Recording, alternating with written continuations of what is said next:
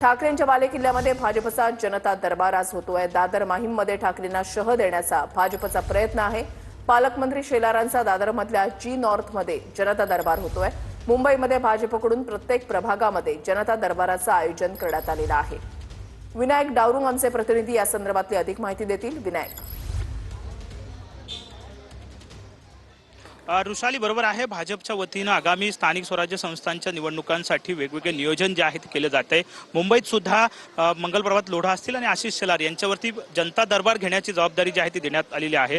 आशिष शेलार यांचा जनता दरबार जो आहे तो आज जी नॉर्थ या वॉर्ड ऑफिसमध्ये असलेला आपल्याला पाहायला मिळतोय। याच ठिकाणी थोड्या वेळात हा जनता दरबार सुरू होईल। आपण जर पाहिलं तर संपूर्ण बालेकिल्ला जो आहे तो ठाकरेंचा आहे, दोन्ही ठाकरेंचा आहे आणि याच ठाकरेंच्या बालेकिल्ल्यामध्ये आज हा जनता दरबार घेऊन कुठेतरी जनतेचे प्रश्न सोडवण्याचा प्रयत्न जो आहे तो भाजपच्या वतीनं केला जातोय। आणि एकंदरीत जी चर्चा आहे की कुठेतरी आपलं वजन भाजप दादर माहीममध्ये वाढवण्याचा प्रयत्न करतो याच्या माध्यमातून, आणि त्यासाठीच आजचा हा जनता दरबार जो आहे तो घेतल्याची चर्चा या ठिकाणी सुरू झालेली आपल्याला पाहायला मिळते।